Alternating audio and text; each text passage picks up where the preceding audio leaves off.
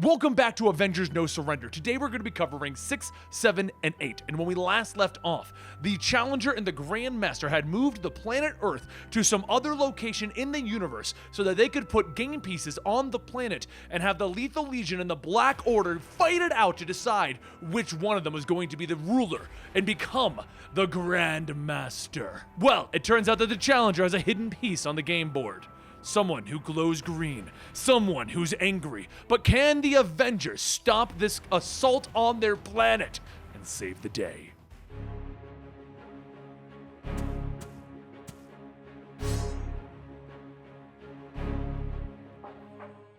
Back in Rome, as Rogue begins to process what Miguel said, she begins to cry, trying to keep herself together. But before long, Voyager appears before the group and says that they are back on the clock. Tony spotted 2 more beacons, and that means that the Black Order and the Lethal Legion won't be far behind. Hercules tells Voyager that they're going to need a moment. Losing an ally like Johnny Storm has affected her, and Miguel explains what happened. Voyager looks at Rogue and tells her that there's nothing that she can say, and Rogue tells her that's true, so don't say anything, because I'm done talking. I don't give a damn about this game or who the players are or who's winning. I want to beat them baddies black and blue. Is that clear?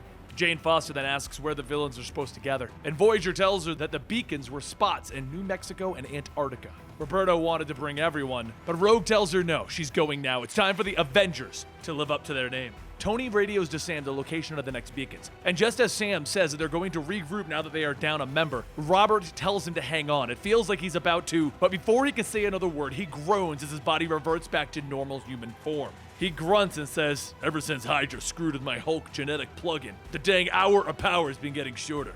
Plus, I got some heart damage now." Synapse asks if he could just stop hulking out, and Robert says, "Would you? Hey, I could still carry a gun." Sam tells him, "No, you're benched," and then radios to Voyager that they have to get them all back to base. Voyager says no, she has her limits. She's bringing Rogue's team to the Antarctic now, and after that, she's gonna have to rest. Sam then radios to Roberto stating that they're going to need a transport, and Roberto tells him that he has an AIM Quinjet en route, ETA 2 minutes. As for your manpower shortage, electricity begins to spark off of Robert, and he asks, "What's the ding-dong heck?" And suddenly, he vanishes in a purple light. From that light, Voodoo, Roberto, and Wanda appear, and Voodoo says the spell of bodily substitution is in order. Just don't ask me to do it again. The spell's ingredients are difficult to source. Sam tells him good, they just doubled their numbers, and Wanda tells him, look up, the odds are better than you think. Janet flies down and she says, "The original Wondrous Wasp to your service." Sam asks, "How? Weren't you on pause?" And Janet says, "Yeah, I guess that whoever is running this wants a specific number of heroes on the field. Simon said that Johnny died." And Janet says, "Yeah, that's when I snapped out of it." As the Quinjet begins to descend, Sam says that they can mourn later. Their ride is here. And Simon tells him with his speed, he can catch up with them. There's someone he wants to check on first. Seconds later in Manhattan, Beast tells Nadia that Jarvis is stable for now. Perhaps that's the best that they can hope for. And then a voice says that maybe they can hope for more. As Beast runs over, picking Simon up, shouting, "Oh my stars and garters, Beast and Wonder Man together again. What's the news?" Simon says that there's nothing to make light of. Turns out that those pyramids that they were after, well, they destroy whoever touched them and we lost Johnny Storm. Beast says that he needs to be out there then. And Simon tells him, "No, I don't have time, and I wanted to tell you that you need to be here. This isn't about saving the world, it's about saving the people that we love." Simon then sees Jarvis and asks, "All of this from a concussion?" And Nadia explains that there is a lot more to it. They think that he may have been exposed to different types of toxins that he accidentally picked up. But then she realizes, wait, if this is a sort of radiation, no matter the frequency, and Beast agrees, yes! Simon tells them both, "I'm kinda lost." And Nadia says, "You're exactly where you need to be. We can use your powers to transform the ionic energy." Beast says that this is something that they talked about before. And Simon asks, "So if there's a radiation, you're asking me to pull radiation out of the air?" Nadia looks at Jarvis and says, "Not just the air, him. Now power up." He begins to focus his energy on Jarvis, and as he reaches towards him, he stops, pulling his hand back, telling them, "I'm sorry. I wish there was something there, but there's no radiation, alien or otherwise. Whatever you think is causing Jarvis's coma, you're headed in the wrong direction." Over in the Antarctic, Corvus and his team get ready to move into position when Ebony Maw is suddenly struck with a flying hammer. They look back to see Rogue and her team jumping out of Voyager's portal, and Rogue goes straight for Corvus Glaive. While everyone takes their respective villains, Rogue begins to battle Corvus alone, and after being knocked away with a knee in the face, Rogue gets back up, taking off one of her gloves. She jumps up from the ground towards Corvus as he swings his spear, cutting her neck. But pushing through the attack, Rogue reaches out, grabbing Corvus by the face and begins to absorb his power. Just as she's had enough, she punches through his chest. Proxima screams that they're going to pay for that, and just then Mjolnir shoots by, throwing her off balance, and Swan rushes in to tell her that they need to retreat before all is lost. Proxima yells, "No! We stay and we finish them!" And Rogue stands over Corvus's lifeless body. As the supergiant sends the Black Order away, she watches Rogue's group and thinks that she could take the Asgardians' mind and kill them all. But from behind her, Farine appears and slashes through Supergiant, whispering, "Shh. The prize is close at hand, and this victory belongs to the Lethal Legion." Meanwhile, back in Arizona, challengers Ace in the Hole begins to stir. A voice calls out asking for help. "I'm still down here with him. He won't stop. Don't you understand? No matter what, he won't die. Oh God, what if he can't?" And then a large set of teeth appear, and they roar. As the fight in New Mexico continues, Captain Glory takes a moment to reflect on how he came to this point. He was once a proud captain in the Kree Armada, which were the benefactors of countless ungrateful lesser civilizations. His squadron was slain in battle, and just as he was about to be put to rest, he was ripped away. The one who removed him from his time was the Grand Master, and along with it, there were 6 others that were taken. The Grand Master tasked them to be the pawns in his competition, forming his so-called Lethal Legion. Their goal was simple: claim these strange, world-shaking devices, and if they were victorious, they would be allowed to live, and if not, they would be returned to the moment just before their deaths. The Black Order would prove to be a worthy fight. However, these Avengers, they will be dealt with swiftly.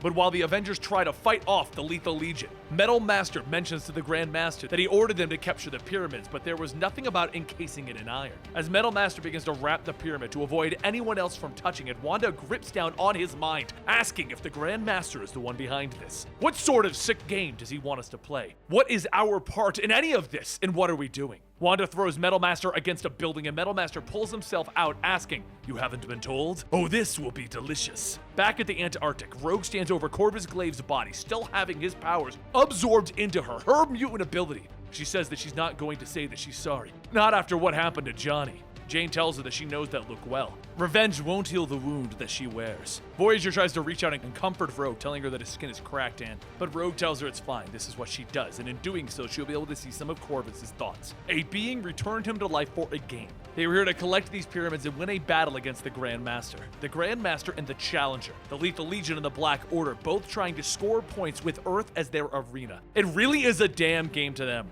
Farine then calls out to them that it is true. They are all pawns in this grand cosmic contest. Nevertheless, our Legion will emerge victorious no matter the cost. Before anyone even has a chance to react, Farine then reaches out, touching the pyramid, disintegrating just as all of the others before have. Now with the 3rd relic claimed, Voyager says that she's too drained to teleport them and the knocked out villains all at once. She's going to return to recharge and then go where she is needed. As Voyager teleports away, Rogue picks up Corvus's glaive and says, "Here's to hoping the others are having more luck playing goalie than we are."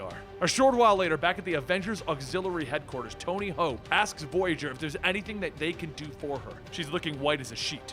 Voyager sits down, telling them no, she'll be okay. She can only travel so far with her powers, and after moving so many people, she needs to recharge a bit. Tony then laughs a bit, stating that Voyager is the perfect name for her, huh? She's had some theories about teleportation herself. There were papers by a man named Arthur Vector. Voyager then tells her, "Wait, you do my father's work? My father was one of the first scientists to devote his attention to the quantum entanglement. When I was younger, my father and mother would often fight over me and how they rarely paid any attention to me. So when my mother went to my father's lab to state that she wanted a divorce, that's when things changed. As a little girl, I got upset and shouted that they couldn't have a divorce, and I ended up running through my father's machine. After that, I gained these powers, and I worked with my father to further refine my abilities to teleport anywhere on Earth, carrying whomever I pleased. Using these new abilities, I discovered that there were others like me, and that's when I formed the Avengers. This trip down memory lane has given me enough time to recover, though. It's time for me to get back into the field." And over in New Mexico, Sam and Roberto's teams try to keep the Lethal Legion away from the pyramid, but Synapse begins to notice something about Captain Glory. She can predict his attacks, and after she avoids him and goes in for a strike, Glory briefly disappears, causing Synapse to miss her attack. Glory asks if she's not beginning to see everything, and Synapse stops, telling her, "Oh no."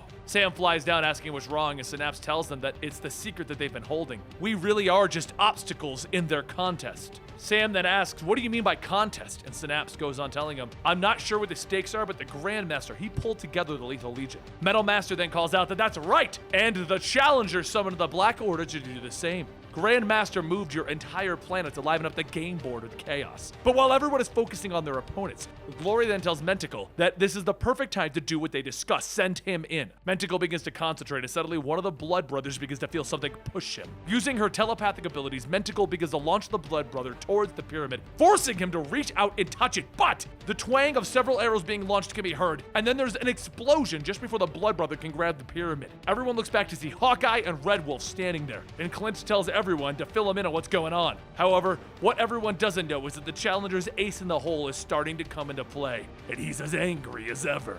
While the fighting continues, back in Manhattan, Beast looks at a telescope and he sees a small black mass, stating that he's finally found it. They've ruled out radiation and alien energies, but they did not rule out alien pathogens on a quantum level. The key word here is alien, meaning that it's not limited in the ways that Terran diseases are, which is why they didn't spot it earlier. Right now, some or even all of the Avengers who have traveled off-world may be carrying it, and it would seem that Jarvis's concussion rewired his disease defenses, making him vulnerable. Beast then looks at Nadia and asks if he may have her assistance in helping Jarvis. And just as she says yes, Beast sticks her with a syringe. He explains that they have to concoct a vaccine against something that they've never seen before, and in order to do that, they're going to need to see if she is fighting it off as well. Within seconds, he starts to see a solution to fighting off the pathogen, and Nadia says that they need to hurry. Jarvis's vitals are plummeting. Over in New Mexico, Roberto, Sam, and the others continue battling against Captain Glory and his Legion, and as everyone fights, Red Wolf watches. He studies the battlefield and tells Clint, "Give me some cover fire." Clint lets go another arrow and he asks what he's thinking, and Red Wolf tells him that he's going to collect the artifact. Clint yells, "No! No way!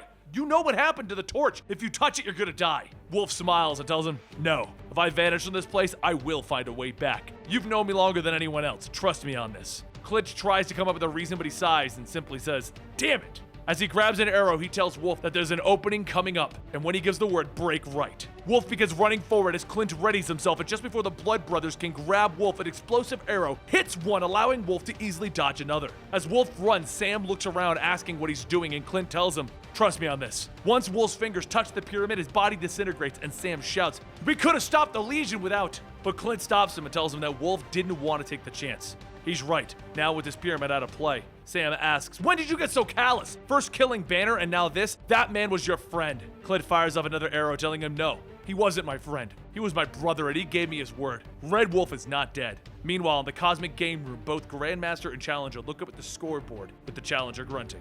He says that he's starting to think that these obstacles are more trouble than they're worth, and the Grandmaster tells him, "It's all right. The final pyramid will be the decider." Back in Manhattan, Beast studies the charts and Nadia shouts that the cure is working. Jarvis's vitals are growing stronger. Then, Beast hears screaming coming from behind. He looks down the hallways to see the fifth and final artifact appear, and with it a horde of dead spirits begin to terrorize everyone. Over in the cosmic game room, both Grandmaster and Challenger smile, and the Challenger says, "Such a location for the Soul Pyramid will summon obstacles in force. They may try to claim it, and this will be an amusing strategy. Don't forget, I have my own strategy in play. The reserve player is just waiting to come out." Back in the hospital, Jarvis slowly begins to blink, and the first thing that he thinks is, it's a lie. While Jarvis tries to tell Nadia that it's all been a lie, he ends up passing out from pain, and at this time, Challenger has mentally reached out to his reserve player, telling him, "Let your inner anger rage. Rage is silent, cold, and it cannot be stopped. In some rage, it never, ever dies." The Challenger's final player, the Hulk, steps out of what was once his grave, ready to fight. And there you have it, the Hulk has risen! That was really deep and gutturally. But the Hulk is here, and next issue we'll be dealing with the Hulk coming to rage on everyone, cause he's so angry that he's back.